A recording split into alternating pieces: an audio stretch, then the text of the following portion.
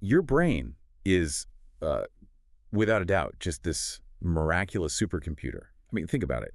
When you are sitting on your couch, right, reading an article or watching a movie in a foreign language, say English, you might easily comprehend 10, 15, maybe even 20,000 different words. Oh, easily. Right.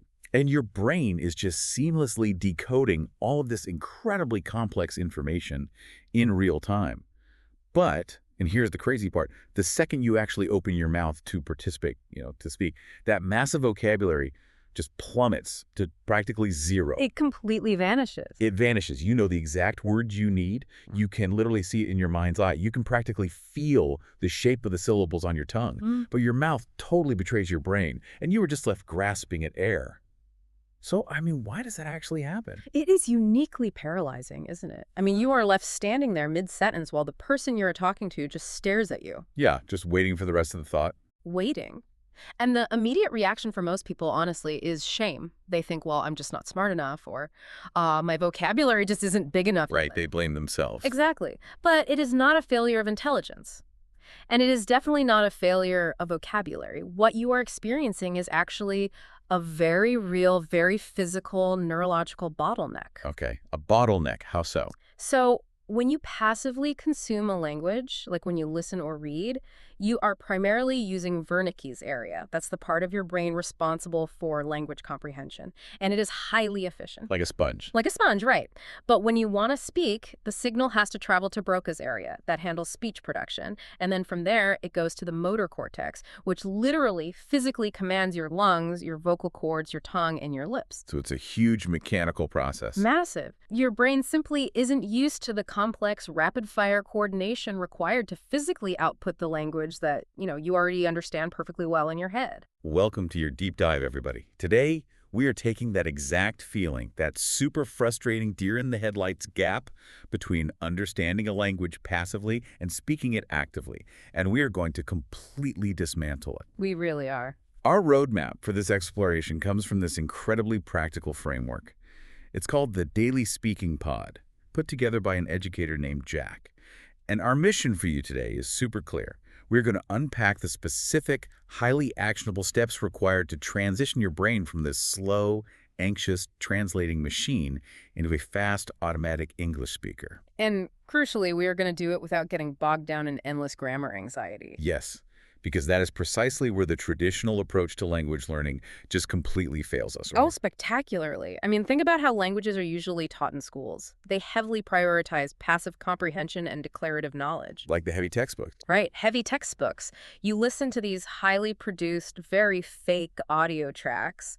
You memorize endless lists of isolated vocabulary words, and you just study the architectural rules of the grammar. You are essentially learning about the language rather than learning how to actually do the language. That is a perfect way to put it. Knowing the rules of English and actively participating in it are two entirely different cognitive processes. A little different. So when learners who have been trained this traditional way finally try to speak out in the real world, they find their brains becoming incredibly sluggish because they are trying to consciously apply algebraic grammar rules to a real-time conversation. Like trying to do math while running. Exactly. And the resulting speech is just hesitant, labored, and honestly exhausting. Right. It's that massive cognitive load. You always hear people say things like, I can understand English perfectly fine when I watch a YouTube video, but I cannot speak it to save my life. All the time. Or they admit that they literally translate every single word from their native language to English in their head before they even dare to open their mouth. Which is so slow. So slow. So where do we actually start fixing this? Jack's framework suggests we have to start by dismantling what is likely the biggest psychological barrier holding everyone back. It is this pervasive illusion of ready. Yes, the illusion of ready. This deeply flawed idea that staying silent somehow equals staying safe. The perfection trap. It is a deeply ingrained defense mechanism, especially for adult learners. Because adults hate being bad at things. We hate it. As adults, we are so used to being competent. We are professionals. We are parents. We know how to navigate the world. And learning a new language just strips all of that away and forces you right back into this childlike state of complete incompetence. Which is terrifying for the adult ego. It is terrifying. So what do we do to protect ourselves?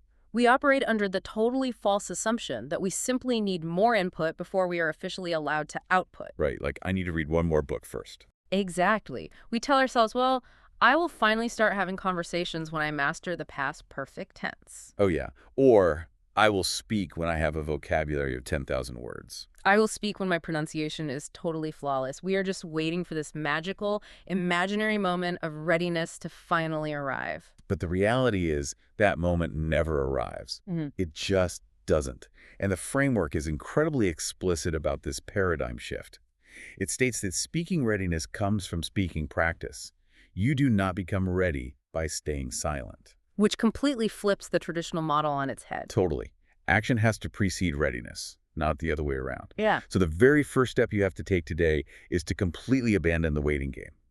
Stop waiting for your English to be perfect. You have to start with really short, simple, frequently repeated sentences right now. Sentences as basic as, I am learning English, or I want to speak better. Exactly. Yeah. Okay, let's unpack this for a second, because I know exactly what the skeptical listener is thinking right now. What are they thinking? They are thinking, this sounds great in theory, but if I just start speaking before I actually know the rules, before I have the grammar locked down, aren't I just going to sound foolish? Or worse, what about building bad habits? If I just fire off broken sentences, won't my brain just lock those bad habits in forever? Yeah, the fear of fossilization. It is a totally valid fear, and language teachers have honestly debated it for decades. But worrying about fossilizing bad habits when you can barely even speak is fundamentally misunderstanding how the human brain actually acquires a physical skill. And speaking is physical. Make no mistake, it is a physical motor skill. Yeah. Think about the mechanics of riding a bicycle for the very first time. Oh, man.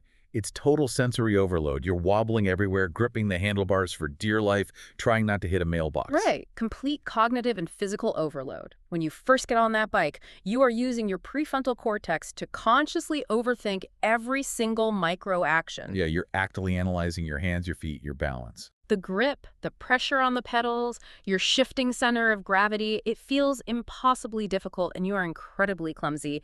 You fall off. A lot. So true. Those falls are the exact equivalent of making a grammatical mistake when you speak a new language. But what happens if you just keep getting back on the bike? Through repetition, your body just eventually remembers. Yes. The conscious mind eventually hands that complex task over to the basal ganglia and the cerebellum. Those are the parts of the brain responsible for procedural memory and motor control. So you stop consciously thinking about the physics of pedaling and you just pedal. You just look at the tree you want to ride toward, and the bike basically automatically goes there. You aren't calculating the angle of your steering wheel anymore. Precisely. And speaking a new language operates on that exact same neurological mechanism. At first, you are painfully, acutely aware of every single word, every conjugation, every weird vowel sound. It feels terrible. It feels terribly clunky. But with daily physical practice, your brain and your mouth actually learn to work together seamlessly. If you stay silent because you are afraid of falling off the bike, because you are afraid of using the wrong verb tense, you will never, ever develop the procedural memory required to actually write it. Right. So the simple, repeated sentences suggested in Jack's framework, things like, I practice every day, or I make mistakes, but I continue, those are your training wheels. Exactly. Training wheel. They train your nervous system to get used to the physical and mental act of producing the language, completely, regardless of perfection. Action creates the readiness. You don't get ready to speak. The actual act of speaking is what makes you ready. That is a huge takeaway for you listening right now. Huge.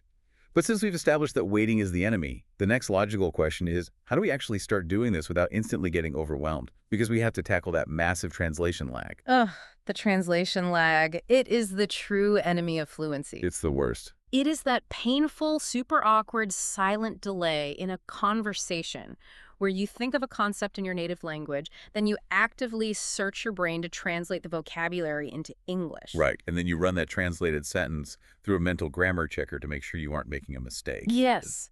And only then do you finally push the words out of your mouth. It just takes far too much processing power.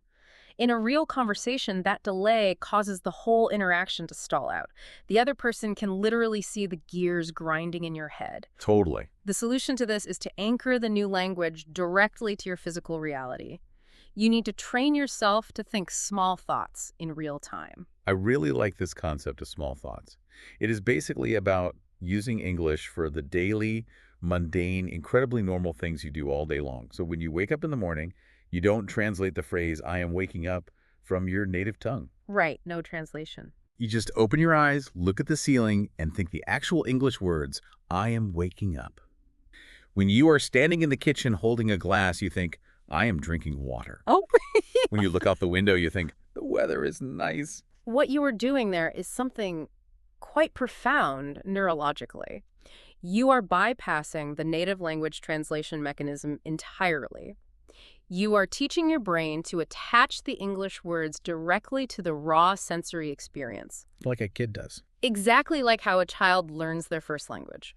When a toddler sees a chair, they don't map the word chair to a different word in their head.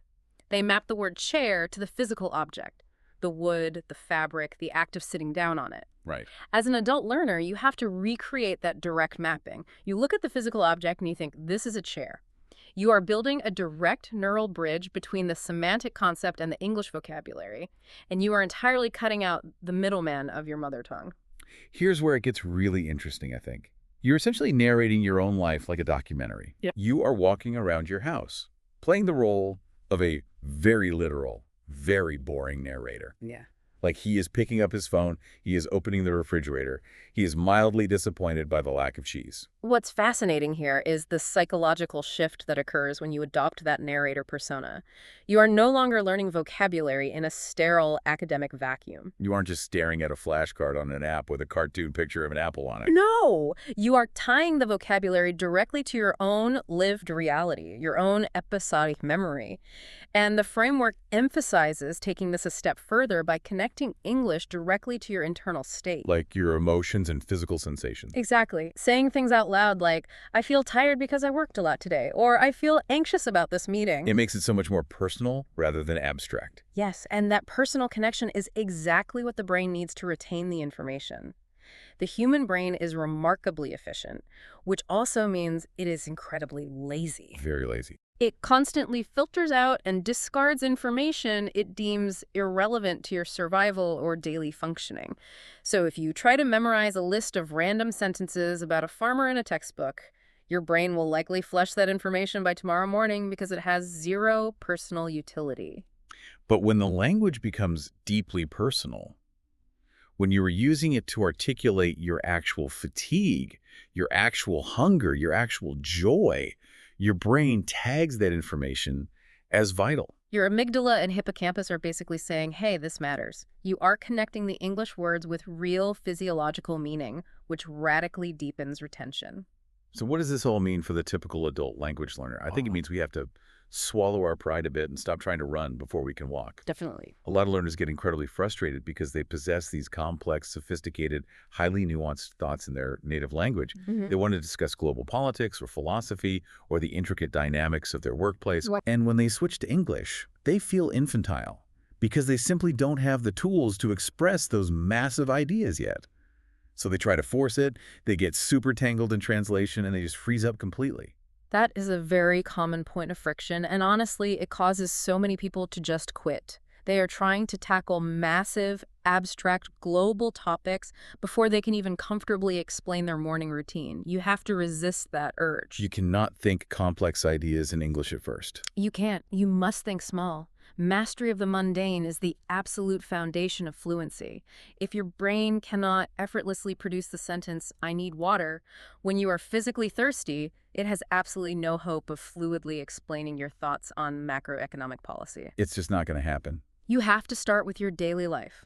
Your morning, your food, your commute, your family, your baseline feelings. These aren't just silly beginner exercises. These are the essential load-bearing pillars of all real conversation. Mastery of the mundane. I love that. If you can't explain making a cup of coffee, don't try to explain the stock market. So let's say you're doing this. You are walking around your apartment, narrating your life out loud. I am walking. The street is busy. I am hungry. You are thinking small thoughts. You've anchored the language to reality and totally reduced that translation lag. Good step one. But eventually, you have to leave your apartment. You do need to have a real conversation with another human being. You need to string those small, isolated thoughts together more smoothly. So how do we move from single kind of robotic sentences to actual conversational flow? You need structural blueprints, and this brings us to the architecture of fluency. Architecture, okay. The human brain cannot possibly assemble every single sentence from scratch, word by word, applying grammar rules in real time every single time you open your mouth. It would require far too much processing power, and your speech would be agonizingly slow. So to solve this, we rely heavily on what linguists and cognitive psychologists call sentence patterns and chunks. Okay, so let's break that down. How does a sentence pattern actually work in practice? So a pattern is a core grammatical structure that you memorize entirely and then you use it repeatedly, simply by swapping out the ending. Okay. Let's look at a foundational example. I want to. You lock in the phrase I want to as a permanent, unbreakable fixture in your mind. You do not think about the pronoun I, the verb want, and the preposition to as separate entities. They're just one unit. One block. Then you simply plug in the variables at the end. I want to learn English. I want to speak better. I want to travel. I want to go home. You do not need to consciously reconstruct the grammar structure for expressing personal desire every single time. The concrete foundation is already poured. You are Yeah. just changing the furniture inside the house. Beautiful analogy, yes. Another incredibly useful pattern is I need to study, need to rest, need to work, or I like to listen to music, watch movies, learn new words. It's exactly like having pre-assembled Lego blocks. Oh, I love the Lego analogy. If you were trying to build a massive Lego castle and you have to physically melt the plastic and mold every single tiny brick yourself before you place it, you are never going to finish the castle. Never. The person you are talking to is going to walk away while you are still molding plastic. But if you have these massive pre-assembled chunks like an entire wall here, a whole watchtower there, you can build incredibly fast. Exactly. And right now, most learners are literally trying to melt the plastic in real time. They are analyzing every single word. The concept of chunking actually goes back to a famous cognitive psychology paper by George A. Miller in the 1950s regarding the limits of our working memory. Right, the magical number 7 plus or minus 2. Yes. Our brains can only hold a few items in active memory at once. If you treat every single word as a separate item, you overload the system immediately.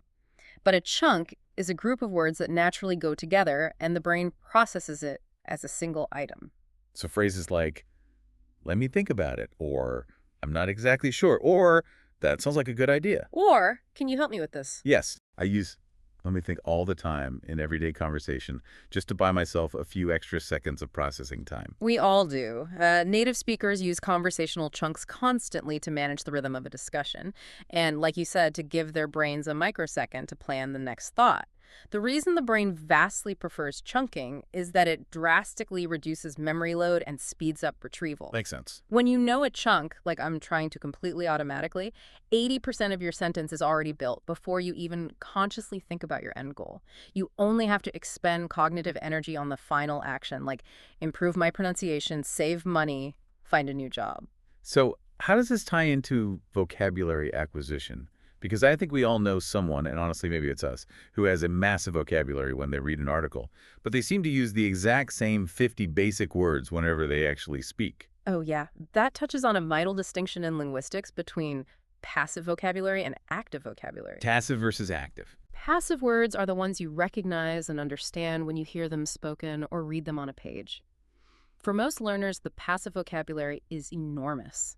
Like we said earlier, 10 or 20,000 words. Right. But active words are the ones you can summon, retrieve, and use effortlessly in real time when you speak.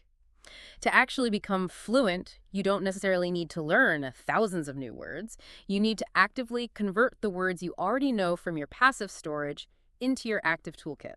But how do you actually force that conversion? If I know the word confidence when I read it, how do I make it active? You make a word active by forcing your brain to physically use it in multiple, varied sentence patterns. You don't just read the definition of confidence and move on. You take that word and you build different structures around it out loud. So you would say, I need confidence. Mm-hmm. I want more confidence. Yes. Speaking gives me confidence. My confidence is growing today. By attacking the vocabulary word from different grammatical angles and placing it in different structural blueprints, you send a super clear signal to your nervous system that this word is highly essential for output, not just for input. And once you have those active words and those Lego chunks, You can really start doing sentence expansion, right? Taking those basic blocks and stretching them out to express much more complex thoughts. Yes, the expansion exercise is brilliant for training the working memory to hold and manipulate longer thoughts without losing the grammatical thread. So you start incredibly small and sturdy, like I learn English. Perfect. Then you add a layer of detail regarding time. I learn English every day. Then you add a reason or motivation. I learn English every day because I want to speak better. And finally, you add an emotional state. I learn English every day because I want to speak better and feel more confident. You are teaching your brain to maintain the architectural integrity of the core sentence while progressively adding weight and nuance to it. Exactly. You're building a stronger building. Okay, so we have the mental blueprints down. Yeah. We know about bypassing translation. We have our Lego blocks. We are actively expanding our sentences. Mentally, we are getting very strong. But there's a major pivot in this methodology that I think gets completely criminally ignored in almost all traditional language classes. Oh, I know what you're going to say. Speaking isn't just a mental exercise. Yeah. It is a highly physical workout. It is entirely physical, and this is the missing link for so many frustrated learners. Your prefrontal cortex might possess the perfect sentence structure. You might have the perfect grammatical chunk, the perfect active vocabulary word. Yeah, good. But if your mouth, your jaw, your tongue, your lips, and your vocal cords are not physically trained to produce the heavy, unfamiliar sounds of the English language, you are still going to stumble and mumble. Silent study is absolutely not enough. It is useless for speech. You can sit in a quiet library and read grammar books until your eyes bleed, but it will not train the physical muscles in your face. It's totally like reading a dense physics textbook about how to execute a perfect backflip. You know, memorizing all the rotational dynamics and the math, and then just standing on the edge of a trampoline expecting your body to magically know what to do. You are going to crash on your neck. You will break your neck. So what is the physical training regimen for the mouth? The primary exercise is a technique called shadowing. Shadowing. Shadowing is the act of listening to clear, proficient English audio, pausing the track, and immediately repeating the sentence out loud, trying to mimic the pronunciation, the rhythm, and the intonation as exactly as possible. You listen, you pause, you repeat. You listen again, you repeat again, and the absolutely critical instruction here is that you cannot just repeat it silently in your mind. You have to physically force the air through your vocal cords and actually move your mouth. I was reading about a learner from Spain in the framework, Anna, who used this exact technique. And her story is incredibly relatable because she was described as intensely shy. So many people are. She actively avoided speaking with native speakers because her fear of making a mistake and looking stupid was totally paralyzing to her. So she used shadowing as her private, safe training ground. She would take one single short English audio sentence, and she would repeat it out loud 10 times in her bedroom. But she didn't just act like a mindless parrot. No, she actively engaged with those Lego blocks we talked about earlier. After physically repeating the phrase, I want to improve my speaking, she would swap out the final piece. She would say, I want to improve my listening, I want to improve my confidence, I want to improve my pronunciation. Which is an incredibly efficient use of practice time. She is combining the physical, muscular workout of the mouth with the mental pattern training of the brain simultaneously. But let's be honest about the reality of this practice for a second. Right, because I have to play devil's advocate for the listener here. Please do. This all makes perfect logical sense. But what does this actually mean for someone who feels totally, completely absurd, pacing around their living room, loudly talking to themselves in an empty house? Because it feels weird. It feels unnatural. It feels a little crazy, frankly. It does feel weird, and that discomfort is entirely normal. But we have to actively normalize that feeling of weirdness because it is the exact proof that you are actually doing the work. Like feeling the burn at the gym. Exactly. The physical mechanics of speaking a new language literally require a muscular retraining process. English has specific phonemes, distinct units of sound that simply do not exist in many other languages. Like the sound. That the sound is notoriously difficult. Or the distinct rhotic R, specific weird vowel sounds. If you did not grow up speaking English, your tongue literally does not possess the muscle memory of where to go in your mouth to make those sounds smoothly. Your jaw doesn't know how to drop correctly. It doesn't. If you don't feel a little silly, if your mouth and jaw don't feel physically tired and achy after a shadowing session, you probably aren't actually stretching those new physical habits. You really have to get over the cringe of talking to yourself. You just have to embrace the weirdness. Yeah. Okay, so we've trained the brain to think small and avoid the translation trap. We've learned the architectural patterns. We've trained the facial muscles through shadowing. We're doing fantastic in the safety of our empty living room. We sound great alone. We sound amazing. Uh-huh. But out in the wild, when you are standing in a chaotic line at a busy coffee shop, or you are put on the spot in a super tense Zoom meeting, you don't have the luxury of pausing the audio and practicing your response 10 times. Yo, you don't. You are facing the intense, unpredictable pressure Yeah. of an actual back-and-forth human conversation. Yeah. So how do we simulate that reality? How do we prepare the brain for the chaos of real interaction? That is the ultimate test. It's where the rubber meets the road. Hmm. The framework tackles this by focusing heavily on what it calls automatic speaking. Automatic speaking. The goal here is to have a library of preloaded, deeply ingrained responses ready to deploy instantly, so the native language translation mechanism doesn't even have the time to activate. So I imagine automatic speaking is like when someone says, "How are you?" And my brain just fires back, "I'm good, you." Without me even consciously realizing I'm speaking English. It's totally reflexive. Exactly. It's a conversational knee-jerk reaction. When someone asks, "How are you?" you do not pause, access your native language, formulate a complex concept of your current emotional and physical state, translate that concept into English vocabulary, run it through a grammar check, and then speak. No, you'd be standing there for a minute. You just automatically respond because you have heard that sequence and spoken that sequence so many thousands of times that your basal ganglia processes it as a single automatic motor reflex. And the strategy is to intentionally build a massive, deliberate library of these automatic phrases, right? Yes. Phrases we mentioned earlier like, "Let me think about that," or "I completely agree with you. That's a really good point. I don't quite understand. Could you explain that one more time?" You need to practice these specific phrases out loud every single day until they require absolute zero thought. They become your conversational lifelines. Lifelines, exactly. When you get stuck in a meeting, your brain can automatically throw out a, "Can you say that again?" without breaking a sweat.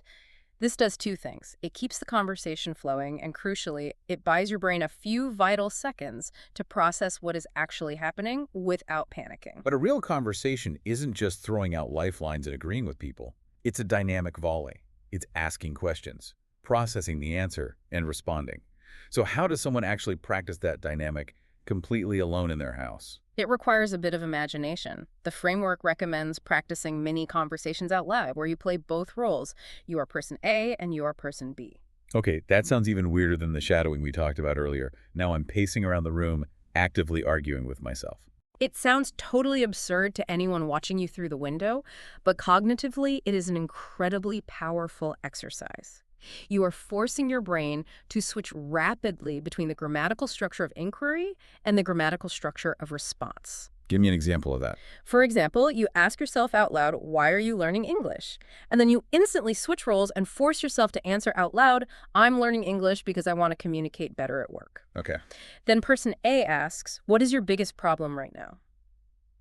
Person B answers, "Speaking is definitely my biggest problem." By playing both sides of the net, you are actively myelinating the neural pathways for both asking and answering. You are building the conversational volley directly into your muscle memory. I see where that's going. You are simulating the pressure of a back and forth so that when it happens for real, the pathways are already greased. And speaking of pressure, this brings us to one of the most intense exercises recommended in the entire framework, which is the 1-minute speaking challenge. Ooh, it is intense, but it is so necessary for building stamina. The instructions are deceptively simple. Choose a very basic topic, like my morning routine or what I ate for dinner. Set a timer on your phone and speak out loud for 1 full minute without stopping. Not stopping at all. Like, what if you freeze? What if you totally blank on a specific vocabulary word you really, really want to use? That is the entire point of the exercise. You are not allowed to stop and look it up on your phone. No dictionary allowed. None. If you forget a word, you must force your brain to find a linguistic detour using the simple words you already possess. If you make a massive, glaring grammatical error, like if you use the wrong tense entirely, you cannot stop, apologize, and correct it. Just have to barrel through it. You just keep pushing forward until the timer rings. The goal of this specific exercise is not accuracy. The goal is to train the brain to maintain the momentum of speech under pressure. It's training resilience. It's teaching your nervous system that a linguistic mistake is not a stop sign. It's not the end of the world. You stumble, maybe you scrape your knee, but you keep running. Precisely. You are overriding the perfectionist instinct that causes the freeze response. And this directly addresses a massive misconception about fluency that plagues so many learners: the confusion between speed and clarity. Oh, this is huge. I think everyone wants to talk fast. We watch Hollywood movies, we hear native speakers firing off words at lightning speed using tons of slang, and we think, that is what fluency sounds like. If I can just speak fast, people will think my English is amazing. If we connect this to the bigger picture, it really highlights our modern societal obsession with speed in all things. Fast food, fast internet, fast language. Fast everything. But in language learning, speaking fast does not mean speaking well. In fact, if you force speed before you have the structural foundation and the muscle memory locked in, you will make significantly more mistakes, you will feel exponentially more nervous, and ultimately, your listener will not be able to understand you. You defeat the entire purpose of communication. Completely. The framework offers a mantra that every single learner should adopt immediately. I speak slowly, but I speak clearly. I speak slowly, but I speak clearly. I do not need to speak fast today. I love that framing. It's essentially a psychological permission slip to just slow down. It is a profound mindset shift.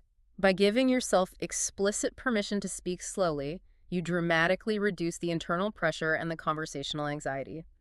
And the ironic neurobiological reality is that when you are less anxious, your amygdala isn't firing the fight or flight response. That's calm. Yes. When the amygdala is calm, your prefrontal cortex, which is the part of your brain responsible for accessing language, logic, and working memory, it functions much, much better. You actually retrieve words faster, and you build sentence structures more smoothly when you intentionally try to speak slowly. That's so counterintuitive, but it makes total sense. Speed is a natural byproduct of control. Build the control and the clarity first, and the speed will naturally follow over time. Okay, so we are doing our 1-minute resilience exercises. We are practicing our slightly crazy mini conversations with ourselves. We are intentionally speaking slowly and clearly. But as soon as we start doing this out loud, we are going to hear ourselves making mistakes. Lots and lots of them. Oh, yeah. Inevitable. And how we process those errors internally is going to dictate whether we keep going or whether we throw our hands up in frustration and just quit. So let's talk about feedback loops and how we need to completely rebrand the concept of mistakes. This is where the psychological battle for fluency is truly won or lost. Many learners completely stop speaking because they fear mistakes. They attach their adult ego, their identity, and their self-worth to their grammatical accuracy. They think a mistake means they look stupid. Right, or that the native speaker is secretly judging them. But to get past this, we have to adopt a completely different definition of what a mistake actually is. A mistake is not a failure. A mistake is data. It's just diagnostic information. Exactly. Think about it like a physical workout. When you go to the gym and lift heavy weights, your muscles physically fail. The muscle fibers literally tear. That's how they grow. Yes, that failure isn't a sign that you are genetically weak and should stop exercising. It is the exact biological mechanism by which the muscle repairs itself and grows stronger. When you train your brain with language, making a verbal mistake is just your brain telling you exactly what specific mechanism needs to be repaired. Okay, so give me an example of how we process that. Okay, so if you catch yourself saying, she go to work, you don't beat yourself up and spiral into shame. You process the data objectively. You realize the third person singular in English requires an S at the end of the verb. You learn she goes. You identify the bug. You find the bug, and then you implement the fix. You verbally repeat, she goes to work. He goes to school. My friend goes to the gym. The mistake was incredibly valuable because it simply illuminated the exact structural pattern you needed to practice next. It takes all the heavy emotion out of it. It's just troubleshooting a line of code in a computer program. But implementing that requires a massive reframe in how we talk to ourselves, doesn't it? Our internal monologue is usually pretty harsh. Very harsh. Yes, cognitive reframing is essential here. You have to monitor your internal self-talk. Instead of reinforcing negative fixed identity statements like, my English is bad, you state a process of growth. My English is improving. Okay. Instead of the definitive fatalistic failure of I can't speak, you use the language of neuroplasticity. I'm learning to speak. Instead of I always forget words, you identify the specific action required. I need more speaking practice. This isn't just empty feel-good positive psychology, is it? No, it has a physiological effect. Yeah. Positive framing physically keeps the brain open, relaxed, and receptive to learning. Whereas negative self-talk triggers anxiety, which, as we discussed, literally shuts down the language centers of the brain in defense. I was reading about another learner in the guide, Sophia from Italy, who perfectly illustrates the danger of the translation trap and the power of this kind of reframing. She could understand all the English YouTube videos she watched, but the moment someone spoke to her in real life, she would try to translate the response in her head, she would panic about the grammar, and she would totally freeze. Sophia is a classic case. Her intervention was the environmental anchoring we discussed earlier. She realized she couldn't tackle complex conversations until she mastered the mundane. So every single morning, without fail, she looked around her bedroom and forced herself to say 10 simple sentences out loud. Just narrating her room. This is my bed. I need coffee. Today's Monday. I have to go to work. No translation. Just a direct, spoken connection to her immediate morning routine. Exactly. And at first, it felt incredibly strange and robotic to her. Of course it did. She was building new neural pathways. But after just 2 weeks of consistent daily repetition, the sentences came faster. The agonizing translation lag started to disappear because her brain literally started conceptualizing those specific morning routines in English first, bypassing Italian entirely. And then there's Lucas from France. I think Lucas is the patron saint of every busy adult listener tuning in right now. Oh, Lucas is all of us. He's a professional, he has a busy life, he wants to improve his English, but he absolutely does not have a spare hour every single day to sit quietly at a desk and study grammar workbooks. Who does? Right. So his intervention is incredibly targeted and hyper-efficient. He made a very small plan. Every night before bed, he opened the voice memo app on his phone, and he spoke into the recorder for exactly 2 minutes about his day. Just 2 minutes. Today I went to work. I had a meeting with my boss. I felt tired in the afternoon, but I finished all my tasks. And he listens to it back. Which brings me to a huge question, and I think a lot of people will relate to this. Listening to my own recorded voice sounds like absolute torture. It is the worst. Most people physically cringe when they hear their own voice on tape. It sounds higher, thinner, completely unfamiliar. How does someone actually get past that intense cringe factor? Why is this even a recommended practice? The cringe factor is very real, and there is actual physics behind it. When you speak, you hear your own voice primarily through bone conduction. The sound waves travel through the bones of your skull, which naturally lowers the frequency and makes your voice sound deeper and richer to you. But a microphone doesn't hear that. No, a microphone captures sound traveling through the air. So when you hear a recording, you are hearing your voice as everyone else hears it, without that bone resonance. Your brain rejects it because it doesn't match your internal expectation. It's like an uncanny valley effect for audio. Exactly. But psychologically, you get past that physical cringe by creating objective distance. You have to adopt a specific mindset shift. Listen like a teacher, not like an enemy. Listening like a teacher makes sense intuitively, but when I hear my own voice making grammatical errors or stumbling, my immediate instinct isn't to take constructive notes. It's to delete the file immediately and pretend it never happened. So how does someone actually force that mindset shift? It takes discipline. When an enemy listens to your recording, they are listening to mock you. They're listening to judge your intelligence, your self-worth, to point out how foolish and unpolished you sound. Your inner critic, basically. Right. But when a teacher listens to that exact same audio file, they are entirely devoid of judgment. They are simply evaluating the data. They are asking objective diagnostic questions. Was the pronunciation of that specific vowel clear? Were there too many unnatural pauses between those words? Which specific sentence structure broke down here and needs to be reviewed tomorrow? You are stepping completely outside of your ego and becoming your own objective linguistic coach. That is a powerful separation of ego and output. It is. And the real magic of Lucas's recording method is the time horizon. You do not compare Monday's recording to Tuesday's recording. Day-to-day progress in adult language learning is virtually invisible. It is exactly like watching your hair grow in the mirror. You're never going to see it happen in real time. If you only judge yourself day by day, you will inevitably feel like you are failing and making no progress. But month-to-month progress is undeniable. When Lucas listens to day 1 versus day 30, he can objectively hear the reduction in his pauses. He hears the smoothness of the chunks. The objective auditory proof of his own progress becomes his absolute primary source of motivation to keep going. Okay, so we have assembled all the tools. We know to avoid the perfection trap and just start speaking. We are narrating our lives to kill the translation lag. We are shadowing audio to build facial muscle memory. We are doing 1-minute pressure tests, and we are recording our progress and evaluating it like scientists. A very solid toolkit. But the final piece of the puzzle, and honestly, the hardest part of any self-improvement journey, whether it's language, fitness, or a new skill, is how to actually integrate this into a messy, busy, imperfect life where motivation constantly fluctuates.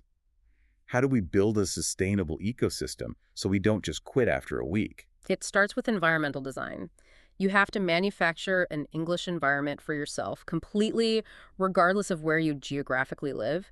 A massive excuse people use is, I can't become fluent because I don't live in the US or the UK. Right.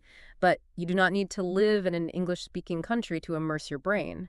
You engineer that immersion through small, deliberate, daily choices in your immediate environment. Things like changing your phone and computer operating systems to English. Precisely. Your smartphone is a device you interact with hundreds, maybe thousands of times a day. If every single menu, every notification, every app interface is in English, you are forcing your brain into constant low-level pattern recognition. Just cooking it in. You listen to English podcasts while commuting instead of the radio in your native tongue. You write your personal grocery lists in English. You actively try to think your mundane thoughts in English while washing the dishes. It is about seamlessly weaving the language into the existing fabric of your daily routine, rather than treating English study as a separate, isolated, heavy academic chore that requires 2 hours of free time you just don't have. And to make it even more actionable, the framework has a very specific, incredibly simple daily plan we can use. It breaks the day down into highly manageable chunks. It is brilliantly designed for busy adults. Morning, when you wake up, look around and say 5 simple sentences out loud about your day. Afternoon, take 5 useful phrases or chunks like let me think or I completely agree and just repeat them out loud a few times. Super easy. Evening, spend 10 solid minutes listening to audio with active purpose and physically shadow 3 of the sentences out loud. Night, do the 1-minute speaking exercise about what happened that day and record it on your phone. If you add all of that up, that entire routine probably takes less than 15 minutes of active effort, spread entirely across the entire day. It's almost frictionless. But I have to ask about the difficult days, because we all have them. The days where you are totally exhausted, you are stressed from a massive project at work, your kids are screaming, your brain feels like absolute mush, and the absolute last thing you want to do is practice English. Do you just give yourself grace and skip a day? This raises a crucially important question about the psychology of habit formation. Behavioral scientists generally agree on this. When you are exhausted, do not stop completely. The danger of skipping a day isn't that you miss out on 15 minutes of vocabulary practice. The danger is that one skip day easily becomes 2, which very quickly becomes a week, which eventually becomes a dead habit. The chain gets broken. Exactly. On the difficult days, you must execute the small version of the habit. The small version. Explain that. Instead of the full 15-minute daily plan, you scale it all the way down to something you literally cannot say no to. Maybe you just speak out loud for 1 single minute. Or you literally just shadow 3 short sentences while brushing your teeth and then you go to sleep. You tell yourself out loud, today I am incredibly tired, so I will only do a small practice. Wow. The physical act of doing something, no matter how minuscule, keeps the identity of the habit alive in your brain. It's the difference between doing 0% and doing 1%. Mathematically, 1% seems totally insignificant, but psychologically, the difference between 0 and 1 is massive. It is the literal difference between quitting and persisting. Consistency is infinitely more important than perfection. Why do we constantly set ourselves up to fail with these massive, completely unrealistic goals? Like New Year's resolutions. Right. People get a burst of motivation and say, I am going to study grammar for 2 hours every single night. They do it for 3 days, they completely wet out, and they quit for 6 months. You have to make promises to yourself that you can actually keep on your worst days. I will speak English out loud for 5 minutes every day. And there's a deep psychological payoff to keeping those small promises, isn't there? It builds self-efficacy. That is exactly it. Self-efficacy is your belief in your own ability to execute a task. Every single time you tell yourself you will do a 5-minute practice and you actually execute it despite being tired, you're casting a powerful vote for your new identity as a consistent, disciplined language learner. You begin to fundamentally trust yourself. Which is huge. The psychological victory of completing a microscopic 5-minute speaking task on a terrible, exhausting day is actually vastly more valuable for your long-term fluency than a highly motivated 3-hour marathon study session on a good day. It proves to your brain that the habit is unbreakable, regardless of circumstances. So, to summarize the core ethos of this entire approach, fluency is absolutely not a fixed destination you arrive at magically after reading enough textbooks or passing a standardized test. It is simply the accumulated result of tiny, imperfect physical and mental practices repeated consistently over a long period of time. Spot on. The only question that truly matters isn't, why aren't I fluent yet? Or, why did I mess up that verb tense? The only question that matters is, am I practicing out loud today? Exactly. Focus entirely on the daily process, and the outcome of fluency will inevitably take care of itself. All right, before we wrap up this deep dive, I want to remind everyone listening of the specific immediate challenge we discussed earlier. It's a call to action. Right after you finish listening to us today, as soon as this audio stops, do not just seamlessly move on to the next podcast or the next task. Look around whatever room, car, or space you are currently in and say 10 simple English sentences out loud. Force the air through your vocal cords. Anchor the language to your physical reality right now. Do it today. Then turn on your phone recorder and try to speak for just 1 minute about what your day has been like so far. Break the silence today. And as you do that, I want to leave you with one final, broader thought to mull over. A thought that expands on everything we've discussed today regarding how the brain wires itself based on the daily, repetitive inputs we feed it. Okay, lay it on us. We've talked extensively about how actively producing a language, forcing the physical repetition of speech, and narrating your reality literally changes the physical structure of your neural pathways, pulling your brain out of a passive, sluggish state. But let's take a step back and apply that concept far beyond just language learning. Okay, I'm listening. Where are we going with this? If our brains truly become what they repeatedly do, and if we look at modern society, so many of us spend the vast majority of our waking days passively scrolling through endless algorithmic feeds, passively consuming video content, and passively listening to opinions without ever actively participating or formulating our own out loud. Are we unintentionally training our brains to be silent, passive observers in our own lives? That is a heavy thought.